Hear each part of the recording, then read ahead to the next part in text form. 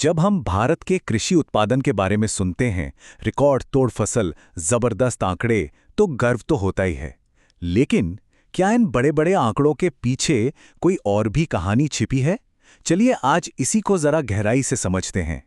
तो सबसे पहले ये नंबर देखिए, 357.73 मिलियन टन, मतलब लगभग 350 करोड़ 77 लाख टन। ये है 2024-25 के लिए भारत का रिकॉर्ड तोड़ खाद्यान्न उत्पादन। सोचिए ये कितना बड़ा नंबर है। ये वाकई में एक जबरदस्त मतलब कमाल की राष्ट्रीय उपलब्धि है। और देखिए, ये बात सिर्फ हम नहीं कह रहे। जैसा कि केंद्रीय कृषि मंत्री श्री शिवराज सिंह चौहान ने भी कहा, यह सच में पूरे देश के लिए गर्व का पल है। और होना भी चाहिए, क्योंकि ये जो विशाल आंकड़ा है ना, ये सिर्फ एक नंबर नहीं है। ये हमारे करोड़ों किसानों की दिन रात की कड़ी मेहनत का सीधा सीधा नतीजा है।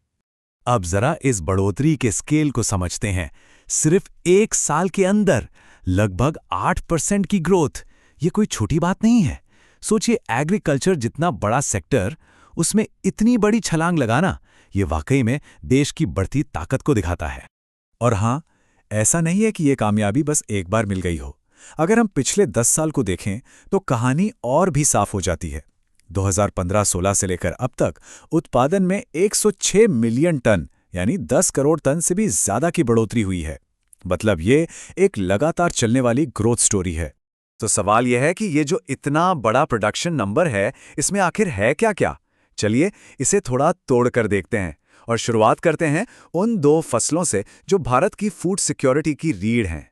ये देखना बड़ा दिलचस्प है कि भारत का जो टोटल फूड ग्रेन प्रोडक्शन है ना, उसका 70% से भी ज्यादा हिस्सा सिर्फ दो फसलों से आता है, चावल और गेहूं।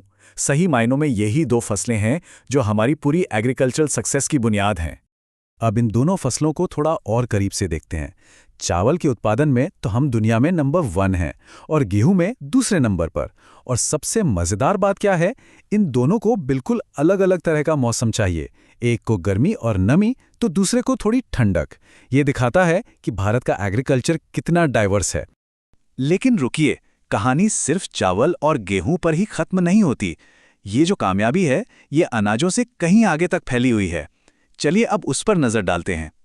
तो देखिए, ये जो रिकॉर्ड तोड़ने का ट्रेंड है ना, ये सिर्फ अनाज में नहीं है।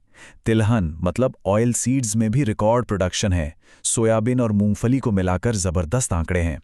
गन्ने का उत्पादन देखिए और कपास का भी। और हाँ, यहाँ तिलहन पर ध्यान देना बहुत जरूरी है, क्योंकि इसका सीधा मतलब है कि हम खाने के तेल के लिए दूसरे देशों पर कम निर्भर होंगे। और यहीं पर एंट्री होती है कैश क्रॉप्स की, यानी नकदी फसलों की। अब ये वो फसलें हैं जिन्हें किसान खाने के लिए नहीं, बल्कि सीधे बाजार में बेचने या इंडस्ट्री में इस्तेमाल के लिए उगाते हैं। और इसका फायदा, इससे किसानों की जेब में सीधा पैसा आता है, उनकी कमाई बढ़ती है। और भारत की कैश क्रॉप इकोनॉमी कितनी बड़ी और डाइवर्स है, उसका अंदाजा यहां से लगता है। एक तरफ गन्ना है जिससे चीनी और इथेनॉल बनता है, दूसरी तरफ कपास है जो हमारी पूरी टेक्सटाइल इंडस्ट्री की जान है। और फिर मसाले, चाय, कॉफी, ये सब तो दुनिया भर में एक्सपोर्ट होते हैं और देश के लिए विदेशी मुद्रा कमाते हैं। तो सब कुछ बहुत अच्छा लग रहा है ना, रिकॉर्ड पर रिकॉर्ड। लेकिन कहानी का एक दूसरा पहलू भी है। और अब हमें वो जरूरी सवाल पूछना होगा कि ये जो जबरदस्त उत्पादन हम देख रहे हैं, इसकी असली कीमत क्या चुकानी पड़ रही है। चलिए अब सिक्के के दूसरे पहलू को देखते हैं। बात करते हैं उन छिपी हुई लागतों की, उन बड़ी चुनौतियों की जो इन रिकॉर्ड तोड़ फसलों के साथ साथ आ रहे हैं। तो देखिए, असलियत यह है कि इतना ज्यादा उत्पादन करने का दबाव हमारे पूरे एग्रीकल्चरल सिस्टम पर पड़ रहा है।